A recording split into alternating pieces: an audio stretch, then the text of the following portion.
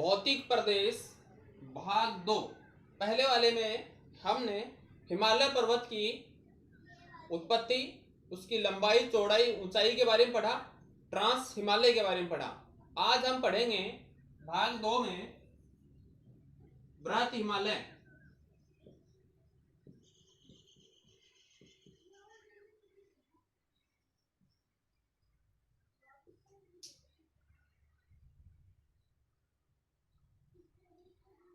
इसको हिमाद्री हिमालय के नाम से संबोधित किया गया था भारत के पुराने ग्रंथों में। इसे हिमाद्री हिमालय कहा गया था। यह हिमालय की, इस बृहत हिमालय की हम लंबाई की बात करते हैं। सबसे पहले इसकी लंबाई 2500 किलोमीटर है। इसकी चौड़ाई 25 किलोमीटर है। बृहत हिमालय का अगर विस्तार की बात करते हैं तो ये सिंधु नदी के मोड़ से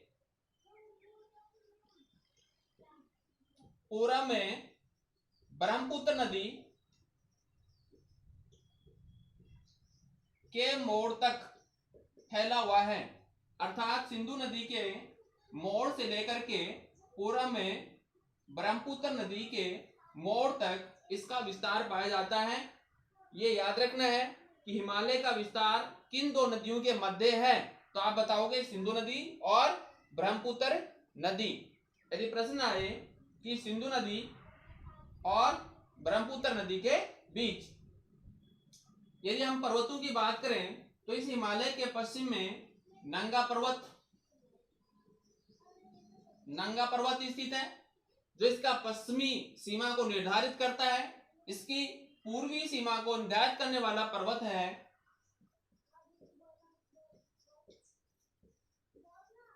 नामचा बरवा पर्वत। यानी कि हिमालय पर्वत, बृहत हिमालय नंगा पर्वत से नामचा पर्वत तक के बीच तक पाया जाता है। नदियों की बात करें, सिंधु नदी के मोड़ से ब्रह्मपुत्र नदी के मोड़ तक इसका विस्तार पाया जाता है। यदि पर्वतों के संदर्भ में गणना करें तो नंगा पर्वत से नामचा पर्वत के बीच में पाया जाता है। नंगा पर्वत इधर हिमालय के पश्चिम भाग में स्थित है और नामचा पर्वत अरुणाचल प्रदेश के पूर्वी भाग में स्थित है, जहां तक हिमालय पर्वत का विस्तार पाया जाता है।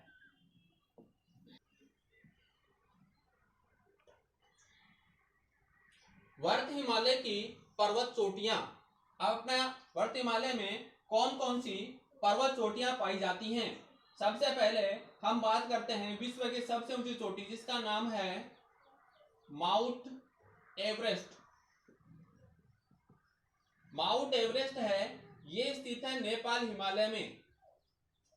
इसकी ऊंचाई 8,848 मीटर बताई गई है। लेकिन वैज्ञानिक ये कह रहे हैं, भूगोलवेत्ता कह रहे हैं कि इसकी ऊंचाई बढ़ रही है। हिमालय का निर्माण हो रहा है, इसलिए इसकी ऊंचाई में वृद्धि हो रही है। दूसरे नंबर की जो पर्वत चोटी है हिमालय की, जिसका नाम है कंचनजंगा। कंचनजंगा भारत में स्थित है, भारत के सिक्किम राज्य में स्थित है। इसकी ऊंचाई 8,598 मीटर है। कुछ विद्वान इसकी ऊंचाई को 8,595 मीटर भी लिखते हैं, कुछ लोग इसको 8,598 मीटर भी लिखते हैं। भारत स्वतंत्र भारत की, यानी भारत के अंदर भारत की सबसे ऊंची चोटी का नाम कंचनजंगा है। भारत की सबसे ऊंची चोटी का नाम क्या है? कंचनजंगा। पाक अधिकृत कश्मीर में भारत की सबसे ऊंची चोटी कौन सी है? गॉडविन ऑस्टिन, जो K2 के नाम से जानी जाती है। तीसरे नंबर की पर्वत चोटी आती है इस हिमालय की, जिसका नाम है मकालू। मकालू की जो ऊंचाई है 8,481 मीटर, और ये कहाँ स्थित है? नेपाल में स्थित है। मकालू कहाँ स्थित है? नेपाल में स्थित है। चौथे नंबर पर चोटी का नाम आता है, जो ऊंचाई के हिसाब से, धौलागिरी। धौलागिरी जो पर्वत चोटी है, यह भी नेपाल में ही स्थित है। इस धौलागिरी की ऊंचाई 8,172 मीटर है। 5वें नंबर पर जो चोटी आती है वो है नंगा पर्वत। जैसे बताया कि वर्त हिमालय का विस्तार कहां से शुरू होता है? नंगा पर्वत से। और ये किस देश में है? यह है भारत में। भारत में इसकी ऊंचाई कितनी है नंगा पर्वत की? 8,126 मीटर। 6ठे नंबर पर आता है अन्नपूर्णा। अन्नपूर्णा पर्वत। तो अन्नपूर्णा पर्वत नेपाल देश में स्थित है और इस पर्वत की ऊंचाई है नेपाल में 8,078 मीटर। इसके बाद नेक्स्ट नंदा देवी। नंदा देवी जो पर्वत है ये स्थित है कहां पर? भारत में। तो भारत में इसकी ऊंचाई 7,817 मीटर है। और नामचा बरवा। नामचा जो बरवा पर्वत है ये स्थित है तिब्बत में और इसकी ऊंचाई है 7,756 मीटर। नामचा बरवा तिब्बत में स्थित है जिसकी ऊंचाई 7,756 मीटर है। अब यहाँ क्या क्या क्वेश्चन बनते हैं? विश्व की सबसे ऊंची चोटी माउंट एवरेस्ट, ऊंचाई 8,848 मीटर, किस देश में? नेपाल में। भारत की सबसे ऊंची चोटी कौन सी है? कंचनजंगा। कहाँ? भारत में। 8,598 या 8,595। इसके बाद आती है नेपाल की मकालू, फिर धौलागिरी, फिर नंगा पर्वत, फिर अन्नपूर्णा, नंदा देवी और नामचा बरवा। क्वेश्चन इस प्रकार से भी आता है कि भारत की सबसे ऊंची चोटी कंचनजंगा के स्थान पर यहाँ पर दूसरे नंबर पर भारत की चोटी आती है नेपाल नंगा पर्वत के बारे में पूछ सकते हैं कि भारत की नंगा पर्वत चोटी और उसके बाद नंदा देवी पर्वत और इधर कंचनजंगा। तो इस टॉप 8 चोटियों में भारत की 3 चोटियां हैं, कंचनजंगा, नंगा पर्वत और नंदा देवी। प्रश्न में अगर पूछा जाए कि भारत की सबसे ऊंची चोटी कौन सी है जो भारत में है तो वो कौन सी है? कंचनजंगा। पाक अधिकृत कश्मीर में K2। कंचनजंगा के बाद दूसरा स्थान आता है नंगा पर्वत का 8,126 मीटर। उसके बाद तीसरा स्थान आता है नंदा देवी का जो 7,817 मीटर की ऊंचाई पर स्थित है। यहां देखिए माउंट एवरेस्ट नेपाल में इस बिंदु पर स्थित है। दूसरे नंबर पर कंचनजंगा भारत में सिक्किम के अंदर इस स्थान पे है। मानचित्र त्रिपुरा देखिए सिक्किम में इस स्थान पे है। तीसरी जो सबसे ऊंची चोटी नेपाल में है कंचनजंगा। कंचनजंगा इधर एवरेस्ट और जो मकालू है वो एवरेस्ट और कंचनजंगा के बीच में स्थित है। अन्नपूर्णा इस स्थान पे स्थित है नेपाल में। धौलागिरी भी नेपाल में स्थित है। नंदा देवी ये इधर उत्तरांचल में स्थित यानी भारत में स्थित है। नंगा पर्वत यहाँ पर जम्मू कश्मीर में स्थित है और नामचा बरवा इस प्रदेश में स्थित है। नामचा बरवा तिब्बत क्षेत्र में स्थित है यानी नंगा पर्वत से और नामचा बरवा पर्वत के बीच का जो भाग है वो हिमालय व्रत हिमालय के रूप में जाना जाता है। हम बात करते हैं अब हिमनद की। हिमालय के पश्चिमी भाग में यानी पश्चिमी हिमालय में हिमनद की जो ऊंचाई पाई जाती है वो 2440 मीटर है यानी 2440 मीटर की ऊंचाई तक हिमरेखा की ऊंचाई कितनी है? 2440 मीटर की। मध्य तथा पूर्वी भाग में व्रत हिमालय में हिमनद की यानी हिमरेखा की ऊंचाई 3,940 मीटर है। मध्य तथा पूर्वी हिमालय में हिमनद की ऊंचाई कितनी है? 3,940 40 मीटर। ये पूछ लिया जाता है। पश्चिमी हिमालय में हिमनद की ऊंचाई कितनी है? 2440 मीटर। यहाँ कौन कौन से हिमनद पाए जाते हैं? यहाँ पर कुमायूं हिमालय में मिलाम हिमनद तथा गंगोत्री हिमनद स्थित हैं। कौन से हिमालय में? कुमायूं हिमालय में। कुमायूं हिमालय के कौन से भाग में पाया जाता है? वर्त हिमालय का भाग है कुमायूं हिमालय। इसमें कौन सा हिमनद पाया जाता है? मिलाम और गंगोत्री। याद रखना है कि मिलाम हिमनद किस भाग में पाया जाता है? कुमायूं में। ऐसे प्रश्न आता है कि कुमायूं हिमालय का हिमनद कौन सा है, तो आप क्या बताओगे? मिलाम और गंगोत्री हिमनद। इसी प्रकार से सिक्किम हिमालय का हिमनद कौन सा है? जेमू। प्रश्न आता है कि सिक्किम हिमालय का हिमनद कौन सा है? जेमू हिमनद। या जेमू हिमनद किस हिमालय में भाग पाया जाता है? सिक्किम हिमालय में। इस हिमालय से नदियां जो निकलती हैं उसमें मुख्य नदी गंगा और यमुना नदी, दो नदियां निकलती हैं। दो के नाम लिखे मैंने, गंगा नदी और यमुना नदी। हिमनदों से नदियों की उत्पत्ति होती है। कौन से हिमनद? मिलाम और गंगोत्री हिमनद। सिक्किम में जेमू हिमनद, जिसको निकलने वाली नदियां कौन सी हैं? गंगा नदी और यमुना नदी। अब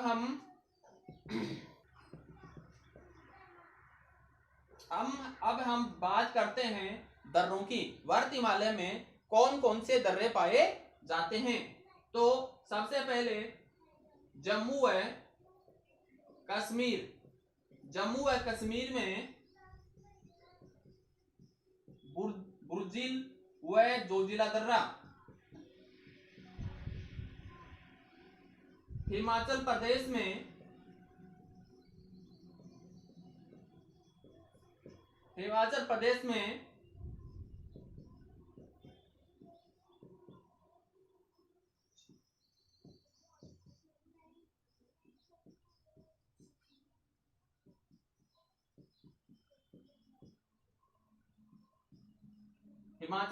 में बड़ा लापचला दर्रा और सीतकल्ला दर्रा। उत्तरांचल में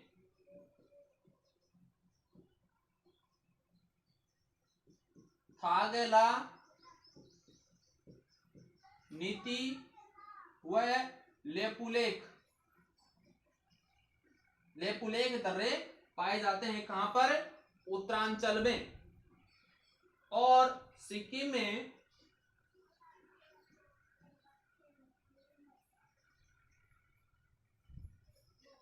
नाथुला दर्रा तथा जीपला दर्रा स्थित हैं। फिर से देखिए, जम्मू और कश्मीर में बुर्जिल और जोजिला दर्रा है। हिमाचल प्रदेश में बड़ा लापचला दर्रा और सीतकिला दर्रा स्थित है। उत्तरांचल में थागला, नीति और लेपुलेख दर्रा स्थित है। और सिक्किम में नाथुला और जीपला दर्रा स्थित है। शिमला से तिब्बत जाने का मार्ग। शिमला से तिब्बत जाने का मार्ग कौन से दर्रे से होकर जाता है? इंपॉर्टेंट क्वेश्चन है। शिमला से तिब्बत जाने का मार्ग कौन से दर्रे से होकर जाता है? तो आप क्या बताओगे? सीतकिला दर्रे से होकर जाता है। इसी प्रकार से पश्चिम बंगाल के कालीपोंग से तिब्बत की राजधानी लहासा के लिए जो मार्ग जाता है वो कौन से दर्रे से होकर जाता है? जीपला दर्रा से होकर जाता है। याद रखना है, कालीपोंग यानी भारत को तिब्बत की राजधानी से जोड़ने वाला दर्रा कौन सा है? जीपला दर्रा है। शिमला को तिब्बत से जोड़ने वाला दर्रा कौन सा है? सीतकिला दर्रा है। इस प्रकार से दर्रों के संदर्भ में क्वेश्चन आता है। ये इंपॉर्टेंट क्वेश्चन है। यहाँ से सीतकिला दर्रा से होकर सतलज नदी भी निकलती है। सीतकिला दर्रा शिमला और तिब्बत को जोड़ता है। कालीपोंग से लहासा के लिए जाने वाला दर्रा कौन सा है? जीपला दर्रा है, जिससे भारत से तिब्बत के लिए रास्ता प्रशस्त होता है।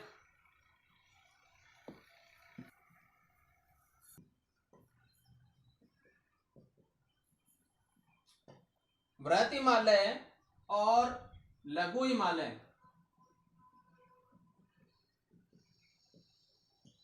के बीच में जोड़ने वाला मेन सेंट्रल थ्रस्ट है। जो लघु हिमालय और वर्त हिमालय के बीच में जो दरार पाई जाती है, जो इसका विभाजन पाया जाता है, इन दोनों को विभाजित करने वाला, उसको बोलते हैं मेन सेंट्रल थ्रस्ट। याद रखना है, एग्जाम में आने वाला क्वेश्चन है कि वर्त हिमालय और मध्य हिमालय के बीच में जो दरार पाई जाती है उसको किस नाम से जाना जाता है। तो आप बताओगे मेन सेंट्रल थ्रस्ट के नाम से जाना जाता है।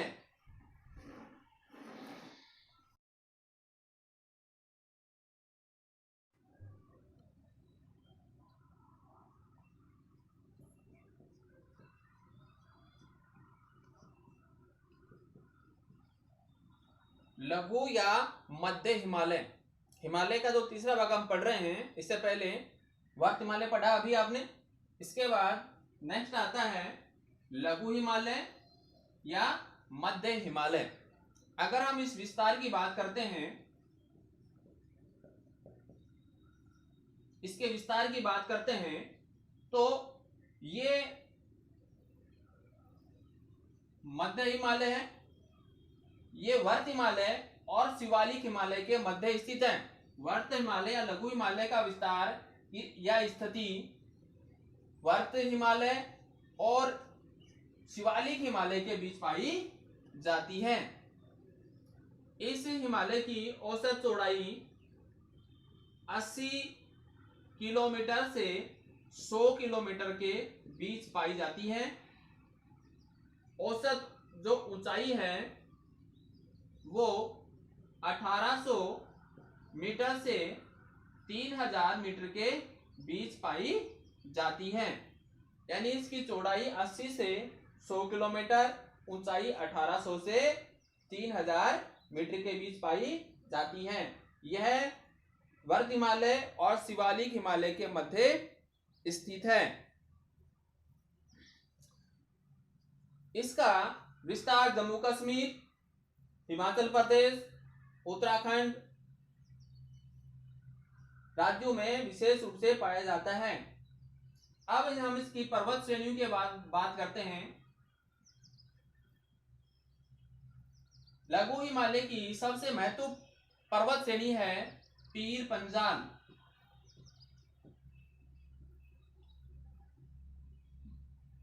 याद रखना है, एग्जाम में क्वेश्चन पूछा जाता है कि पीर पंजाल श्रेणी हिमालय के कौन से भाग में पाई जाती है, तो आप बताओगे लघु हिमालय में। या लघु हिमालय की सबसे महत्वपूर्ण पर्वत श्रेणी का नाम बताइए, तो क्या बताओगे? पीर पंजाल श्रेणी, जो इसका विस्तार जम्मू व कश्मीर राज्य में स्थित है। जम्मू व कश्मीर में सर्वाधिक विस्तार पाया जाता है। पीर पंजाल श्रेणी का विस्तार कहां पाया जाता है? जम्मू व कश्मीर में। या आप ऐसे भी कह सकते हैं, इस नदी का विस्तार, इस पर्वत का विस्तार झेलम नदी, झेलम और व्यास नदियों के बीच में पाया जाता है। पीर पंजाल श्रेणी का विस्तार कौन सी नदियों के बीच पाया जाता है? झेलम और व्यास नदियों के बीच में पाया जाता है। इन दोनों नदियों के बीच इसकी जो लंबाई है वो लगभग 400 किलोमीटर है। ये यहां से और इधर से ऊपर से झेलम और इधर से पीर पंजाल श्रेणी का जो उत्तरी पूर्वी छोर है, इसका जो पूर्वी छोर है वो व्यास नदी द्वारा निर्धारित है। यानी पीर पंजाल श्रेणी झेलम और व्यास नदियों के बीच में पाई जाती है। इसके बाद दूसरी जो श्रेणी आती है वो है धौलाधर श्रेणी।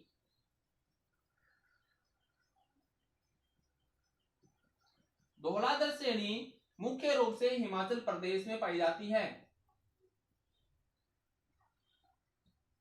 धौलाधर श्रेणी मुख्य रूप से कहां है? हिमाचल प्रदेश में। हिमाचल प्रदेश का पर्यटन स्थल शिमला किस श्रेणी पर स्थित है? धौलाधर श्रेणी पर स्थित है। इसके आगे जो अन्य श्रेणियां पाई जाती हैं उसमें नाग, रीवा और मंसूरी।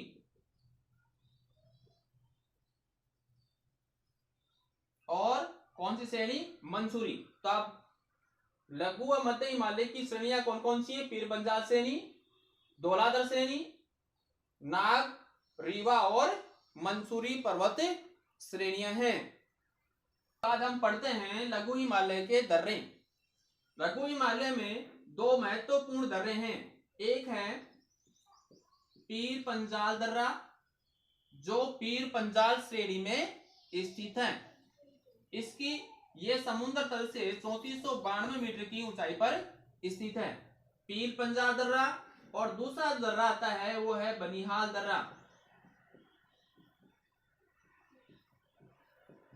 बनिहाल दर्रा, ये दो दर्रे पाए जाते हैं, पीर पंजाल दर्रा और बनिहाल दर्रा। बनिहाल दर्रा समुद्र तल से 2832 मीटर की ऊंचाई पर स्थित है। बनिहाल दर्रे के द्वारा ही भारत जम्मू कश्मीर से जुड़ा हुआ है, यानी जम्मू कश्मीर के लिए जो मार्ग प्रशस्त होता है वो कौन से दर्रे से होता है? बनिहाल दर्रे से। इंपोर्टेंट क्वेश्चन है यहाँ पर ये कि लघु हिमालय में कौन से दो दर्रे हैं? पीर पंजाल और बनिहाल दर्रा। किस दर्रे के द्वारा जम्मू कश्मीर में प्रवेश किया जाता है? तो वो आप क्या बताओगे? बनिहाल दर्रे से। इंपोर्टेंट क्वेश्चन है, बहुत सी परीक्षाओं में आ चुका है। बनिहाल दर्रा जो जम्मू कश्मीर के लिए मार्ग प्रशस्त करता है। इस लघु हिमालय में भारत के अनेक पर्यटन स्थल स्थित हैं। जैसे यहाँ पर उत्तराखंड में चक्रोता, मंसूरी, नैनीताल,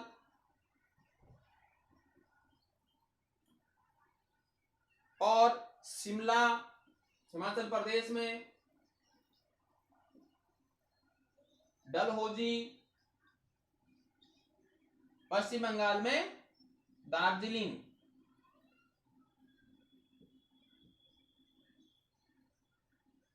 ये यहाँ के प्रमुख पर्यटन स्थल हैं। अगर इन पर्यटन प्रश्न क्या आता है कि मंसूरी कौन से हिमालय में पाया जाता है? लघु हिमालय में पर्यटन स्थल है।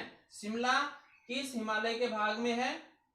अभी मैंने बताया था धौलाधर श्रेणी में स्थित है। शिमला कहाँ है? धौलाधर श्रेणी में। हम बात करते हैं घाटियों के बारे में। यहां पर जम्मू कश्मीर में जम्मू व कश्मीर घाटी पाई जाती है। नेपाल में काठमांडू घाटी पाई जाती है। जम्मू में जम्मू व कश्मीर घाटी के नाम से जाना जाता है। नेपाल में काठमांडू घाटी के नाम से जाना जाता है। और हिमाचल प्रदेश में कुल्लू और कांगड़ा घाटी के नाम से जाना जाता है। हिमाचल प्रदेश में किस नाम से जाते हैं? कुल्लू और कांगड़ा घाटी के नाम से जाना जाता है। कुल्लू व कांगड़ा घाटा, कांगड़ा घाटी। जो कुल्लू घाटी है यह एक अनुप्रस्थ घाटी है। कुल्लू अनुप्रस्थ घाटी है और ये एक नम घाटी है। याद रखना है, कुल्लू किस प्रकार की घाटी है? अनुप्रस्थ। और कांगड़ा एक नम घाटी है। ये घाटियां किस हिमालय के भाग में पाई जाती हैं? लघु हिमालय में पाई जाती हैं। लघु हिमालय तथा शिवालिक, शिवालिक हिमालय को विभाजित करने वाली दरार है मुख्य सीमांत दरार। मुख्य सीमांत दरार यानी मेन बाउंड्री थ्रस्ट कहा जाता है। मुख्य सीमांत दरार कहा जाता है। इसको क्या बोलते हैं? मुख्य सीमांत दरार कहा जाता है। इस हिमालय में जो लघु हिमालय है इसका उत्तर की तरफ ढाल मंद है। उत्तर की तरफ ढाल कैसा है? मंद। और दक्षिण की तरफ ढाल है तीव्र। दक्षिण की तरफ ढाल कैसा है? तीव्र, और उत्तर की तरफ ढाल पाया जाता है मंद। मंद ढाल की ओर कोणधारी वन पाए जाते हैं। इन कोणधारी वन वाले क्षेत्रों में कुछ मैदान मिलते हैं। इन मैदानों को जम्मू व कश्मीर में मर्ग के नाम से पुकारा जाता है। किस नाम से पुकारते हैं? मर्ग के नाम से पुकारे जाते हैं। जैसे गुलमर्ग, जैसे सोनमर्ग, जैसे टनमर्ग आदि नामों से पुकारा जाता है। ये कहां पुकारे जाते हैं? जम्मू व कश्मीर राज्य में या केंद्र शासित प्रदेश वर्तमान में जम्मू व कश्मीर क्षेत्र में पुकारे जाते हैं। ये गुलमर्ग, सोनमर्ग, टनमर्ग कहाँ स्थित हैं? कौन से हिमालय में? मध्य हिमालय या लघु हिमालय में स्थित हैं। उत्तरांचल में इनको बुग्याल या पयार के नाम से जाना जाता है। जैसे ये मैदान जम्मू कश्मीर गुलमर्ग, सोनमर्ग के नाम से जानते हैं, उसी प्रकार से उत्तरांचल में बुग्याल या पयार के नाम से जाने जाते हैं। इंपोर्टेंट क्वेश्चन है, गुलमर्ग और सोनमर्ग कहाँ पाए जाते हैं? जम्मू कश्मीर में। किस हिमालय में? मध्य हिमालय में। बुग्याल और पयार कहाँ पाए जाते हैं? उत्तरांचल प्रदेश में पाए जाते हैं। कौन से हिमालय में? मध्य हिमालय में पाए जाते हैं। तो ये इंपॉर्टेंट चीजें हैं, इनको आपको याद रखना है। इस हिमालय का निर्माण, हिमालय के निर्माण में जो चट्टानें पाई जाती हैं, ये भी इंपॉर्टेंट चीजें हैं। यहां बताओगे पूर्व कैम्ब्रियन से पैलियोजोइक,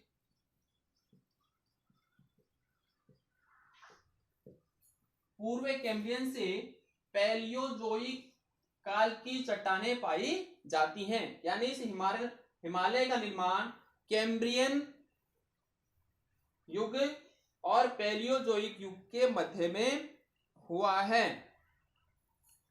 कैम्ब्रियन युग और पैलियोजोइक युग में हुआ है। तो आप इस चीजों को याद रखना है। ये इंपॉर्टेंट चीजें हैं जो आपको एग्जाम में अच्छे अंक दिलाने का कार्य करेंगी। इस प्रदेश में यहाँ कैम्ब्रियन युग और पैलियोजोइक युग में जो चट्टानें पाई जाती हैं, जिसमें से स्लेट, चूना पत्थर और क्वार्टर चट्टानें मुख्य रूप से पाई जाती हैं। इसके बाद हम पढ़ेंगे शिवालिक हिमालय के बारे में।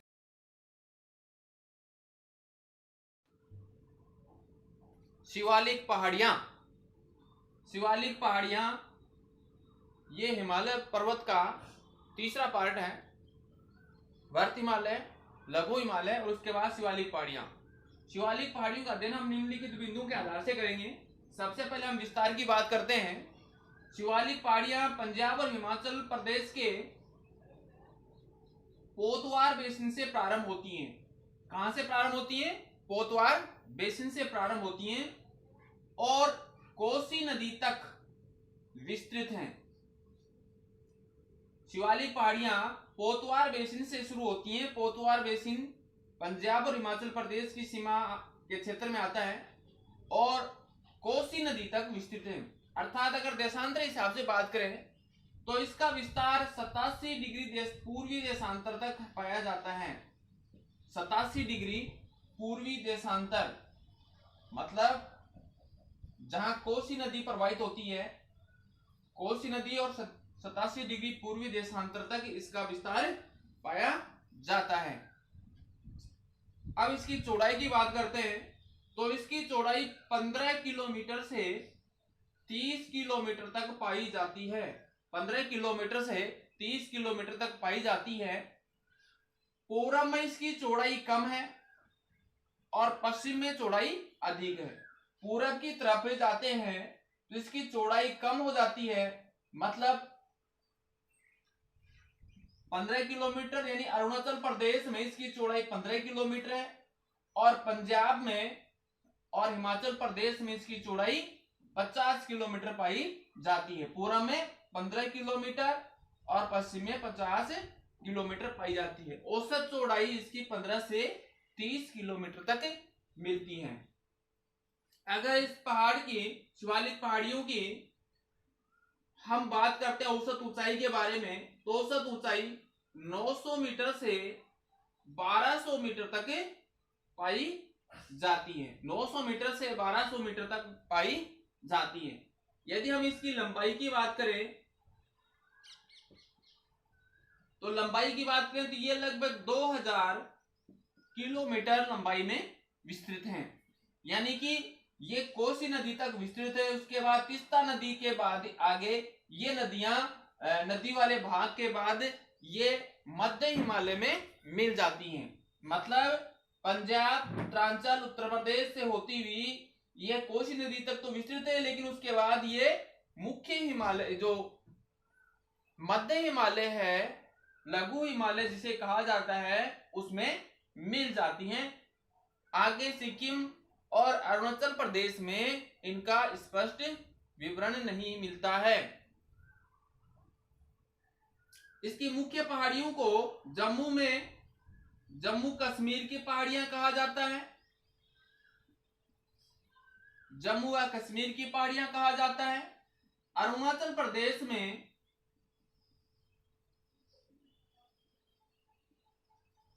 इन पहाड़ियों को डाफला, मीरी, अबोर और सिमसी पहाड़ियों के रूप में जाना जाता है।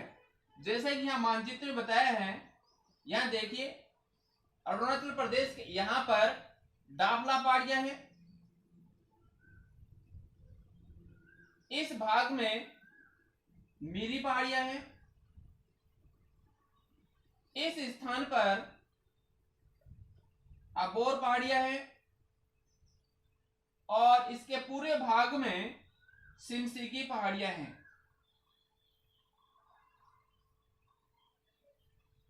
ये चारों पहाड़ियां अरुणाचल प्रदेश में ही स्थित हैं। डाफला, मीरी, अबोर और सिमसी की पहाड़ियां। याद रखना है आपको कि ये डाफला, मीरी, अबोर, सिमसी की पहाड़ियां हिमालय के कौन से भाग में पाई जाती हैं? शिवालिक पहाड़ियों के पाई जाती हैं। इसका विस्तार कोटवार बेसिन से कोसी नदी तक है। कितने डिग्री अक्षांश तक? 87 डिग्री पूर्वी देशांतर, अक्षांश नहीं देशांतर, 87 डिग्री पूर्वी देशांतर तक विस्तृत है। इसके निर्माण की अगर बात करें तो इस शिवालिक पहाड़ियां का निर्माण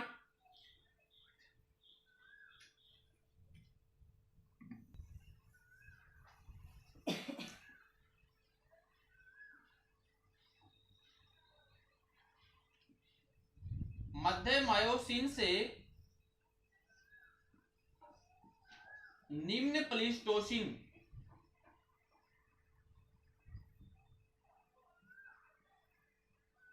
मध्य मायोसीन से निम्न प्लीस्टोसीन के काल में ये निर्मित हुई हैं। इनकी आयु की बात करें तो ये लगभग 20 लाख वर्ष से 20 लाख वर्ष से 2 करोड़ वर्ष पहले निर्मित हुआ है। 20 लाख वर्ष से 2 करोड़ वर्ष पहले निर्मित हुआ है। कौन से काल में? मध्य मायोसीन काल से निम्न प्लीस्टोसीन काल में इसका निर्माण हुआ है।